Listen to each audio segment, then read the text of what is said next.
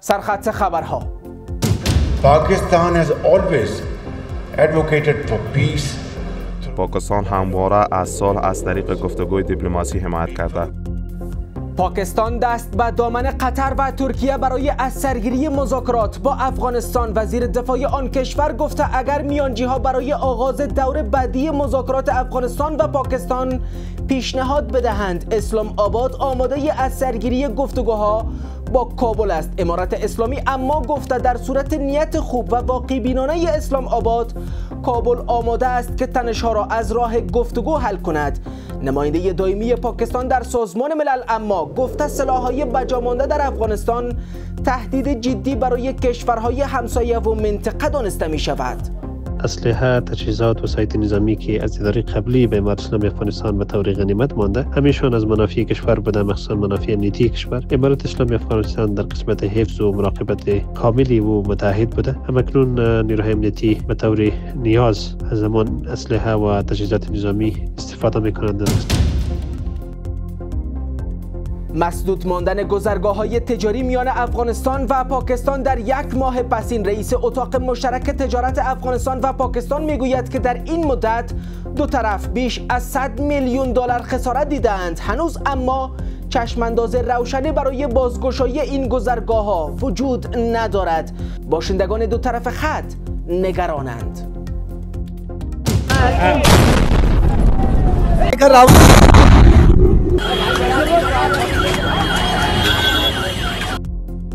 و انفجار خونین در پایتخت پاکستان، 12 تن کشته و بیش از 20 نفر دیگر زخم برداشتند. این حمله در حال صورت گرفته که شب گذشته انفجار در پایتخت هند جان 8 تن را گرفت و نزدیک به 20 تن دیگر را زخمی کرد.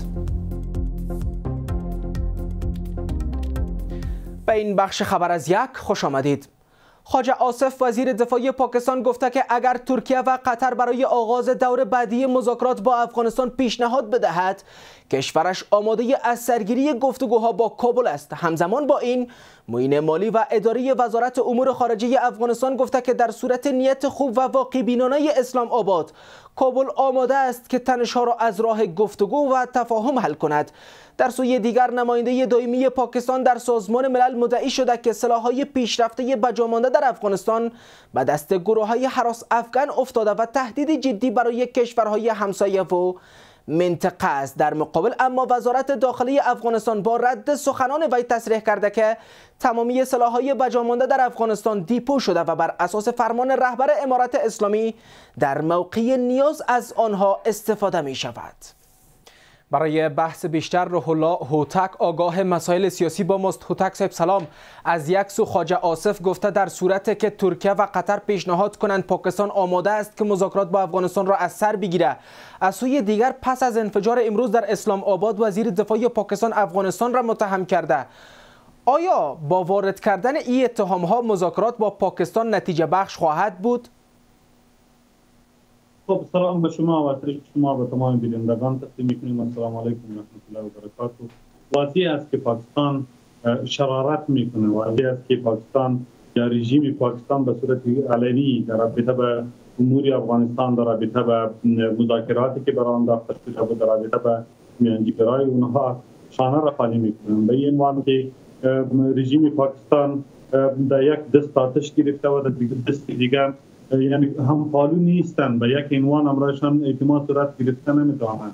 از همین لحاظ است که ترکیه مجبور شد یا حیات بلند روزبره به خاطر اینکه ثبات منطقه‌ای بر هم نزنند و این فکر کنیم که پاکستان یا رژیم اینها در بین خود به سه گروه یا به سه دسته فوق‌العاده تقسیم شده.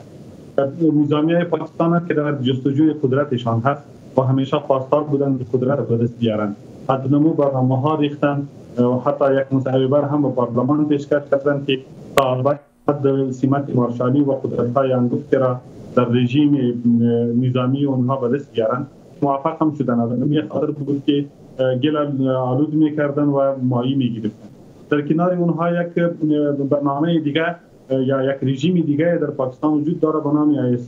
اونا هم یک برنامه خاصی خود دارن که بدون درگیری در منطقه ثبات بر هم بزنن و اینا هم کرایی گرفته شده هستند و برنامه ها را از کشورهای بزرگ گرفتن که MI6 هست و CIA هستند، در کنار اونها موساد هستند.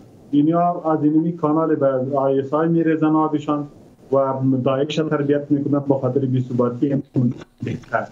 و شما دیدین که در هندوستان انفجار بر انداخته شد و این تا حال جزئیاتشان واضح نیست، ولی لشکر طیبه که مرکز اونها و یا هم تربیتگاه اونها و سپرداران اونها پاکستان و خود و آیسای پاکستان تلقی میشه و فکر کنیم که نتیجهش به اونا برخورد گشتن. اونا هم در حد خود اقدام خواهد کردن که برای منطقه و برای ثبات منطقه بسیار بد خواهد بودن که هندوستان در مقابل پاکستان قد علم بکنه. در اینجا رخنه‌ها و جالاهای و نمو بستری که برای تروریست‌ها فراهم کرده ممکن که تو پاشان شود به مناطق دیگر رسوب بکنن که یکی از برنامه‌های عمده پاکستان همی بوده. ما متأکد هستیم که پاکستان در رابطه با افغانستان باز هم از شرارت کار میگیرن، چی در اثر به این که در اسلام آباد افغانستان دست داشته باشه در این انفجار و اینا مذاکرات بیتو بکنن. وقتی که سیاست افغانستان با خاطر نظام شده که به هیچ وجه از مذاکرات هم پای خود کشیدن و از این خاطر است که به خاطر به دست آوردن اهداف ژئوپلیتیک قدرت‌های بزرگ غربی خصوصا آمریکا در منطقه یک جنگ بران می‌اندازند و یک پروژه عامیانه و واضحشان هست که هم از در راستای حکومت ملکی که اونا را به کام مرگ بردن و هم در بخش استخباراتی که واضح هست داعش تربیت میکنن و هم در بخش نظامی که دست از مذاکرات برمیکشند و در کنار اونها را بالای حریم افغانستان حمله ور شدن. پس گفته میتوانیم که پاکستان نه به این میارزن که اعتماد بالایشان صورت بگیره و نه هم پاداشی را دارند که یک کشور مستقل و در منطقه ماندنی باشند. به همین خاطر است که هم ملت در مقابل اونها ایستادگی کردن و هم منطقه به باور هستند در رابطه با سیاست پاکستان. درست. هوتک صاحب، در برابر این شرارت افغانی پاکستان واکنش امارات اسلامی چه خواهد بود و یا چی است؟ خب افغانستان مکلف است از حریم خود دفاع بکنند. در کنار اونها همیشه پاکستان بالای افغانستان جنگ تحمیل کردند. 20 سال گذشته و اشغال 20 ساله امریکا در افغانستان را داده بودند. در کنار اونها برای همین قوت‌ها در 20 سال امکانات لوجستیکی را فراهم کرده بود از طریق خاک خود و حملات هوایی هم از جغرافیای پاکستان بالای افغانستان تا حدود 70 و بالاتر از اونها 1000 بار عملیات صورت گرفته و اطلاعات استخباراتی را هم برایشان جمع می‌کردند و در کنار اونها فعلا هم میدانی هوایی های اونها در اختیار امریکا هستند که حریم فضایی افغانستان را نقض می‌کنند.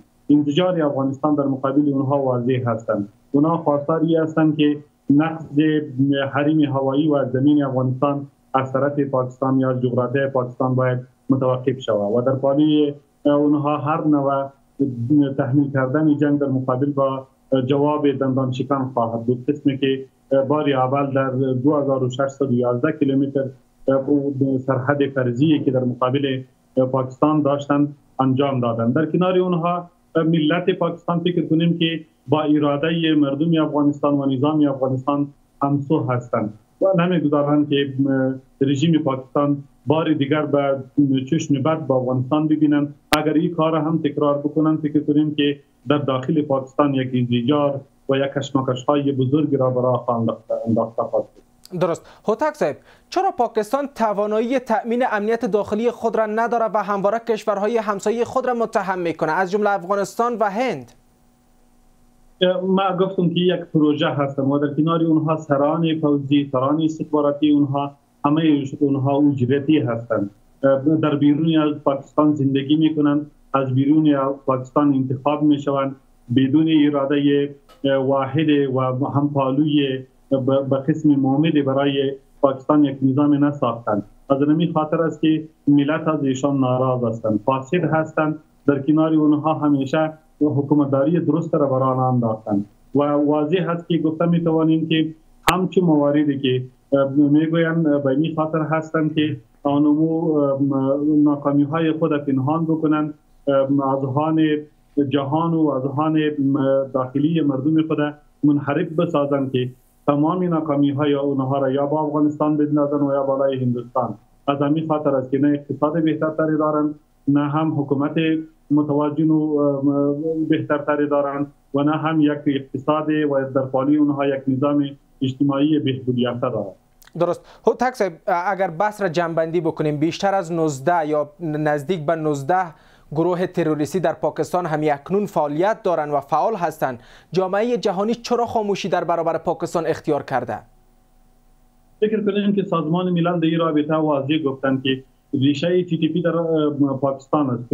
اونا برایشان تروریسم میگن. از همین خاطر واضح است که اونا حقوق خود میخواهند و در کنار اونها داعش شناسایی شد و بسیار واضح گفته شد، خصوصا از نماینده اسبق ایالات متحده آمریکا برای صلح افغانستان خلیلزاد که گروه داعش در پاکستان بوده و پناهگاهشان در اوج است و از این خاطر 4 افراد بلندپایه اونها کشته شد در داخل دوم که پاکستان کشته شد.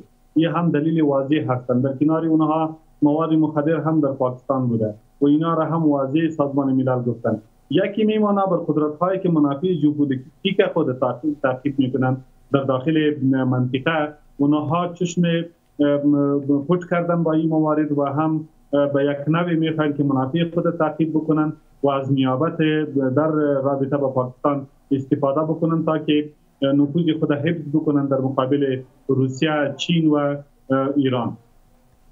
سپاس از حضورتان آقای روح الله هوتک، آگاه مسائل سیاسی. همکارم اسماعیل سادات در این مورد گزارش می‌دهد. Pakistan has always advocated for peace. پاکستان همواره از صلح از طریق گفتگوی دیپلماسی حمایت کرده.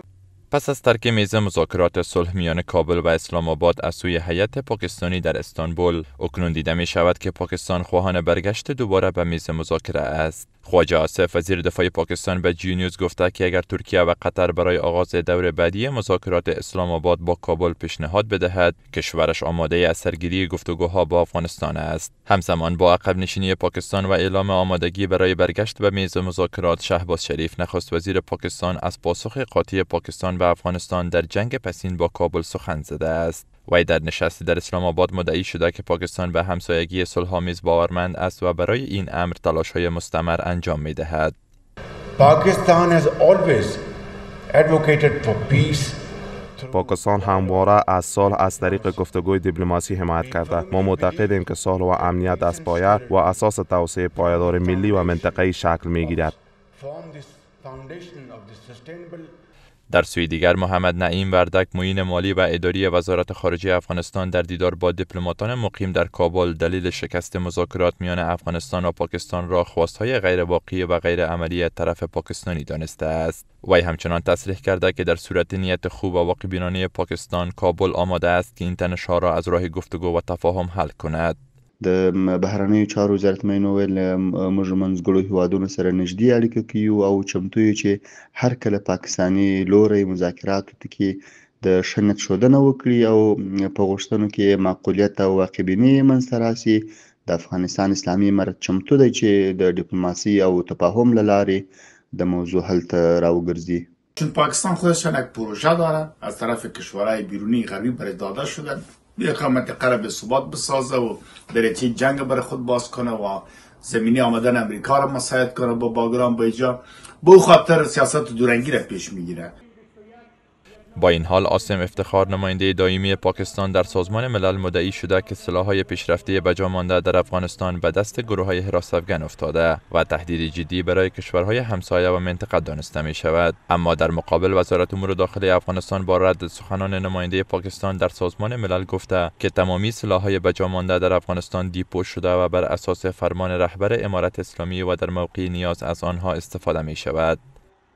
اسلحه، تجهیزات و سایت نظامی که از اداره قبلی به امارت اسلامی افغانستان به طور غنیمت مانده، همیشون از منافع کشور بوده، مخصوصا منافع امنیتی کشور. امارت اسلامی افغانستان در قسمت حفظ و مراقبت کاملی و متحد بوده. همکنون نیروهای امنیتی به طور نیاز از زمان اسلحه و تجهیزات نظامی استفاده میکنند در قسمت تامین امنیت مردم. مطابقی که کاملا اضافه مانده، همهشون در دیپوها و سلاکوتها محفوظ و دیپو هستند. هیچ کس حق دسترسی به آنها را ندارند. در صورت نیاز به فرمان القدر امین شخص حفظه الله در قسمت بخش امنیتی استفاده میشه. مطابق همهشون محفوظ است. هر کسی که در قسمت نگرانی داره، هر جهتی که باشه، ما کاملا نگرانی هایشان را مسترد میکنیم.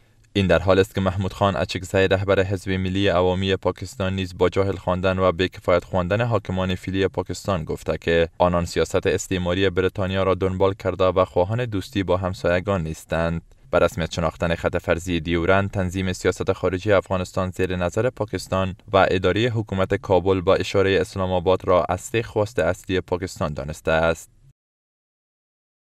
دوباره خوش آمدید. نریندرا مودی نخست وزیر هند هشدار داده که عاملان حمله شب گذشته در دهلی نو سخت مجازات خواهند شد و توطئه کنندگان نیز در امان نخواهند ماند. شامر دیروز در نتیجه انفجار یک موتر پر مواد انفجاری در نزدیکی قلعه سرخ در دهلی نو 8 تن کشته شدند و نزدیک به 20 تن دیگر زخمی شدند. این در حال است که امروز سه شنبه انفجار نیرومند در اسلام آباد پاکستان رخ داد و در پی آن 12 تن کشته و بیش از 20 تن دیگر زخم برداشتند. بلال آریان در این گزارش جزئیات می‌دهد.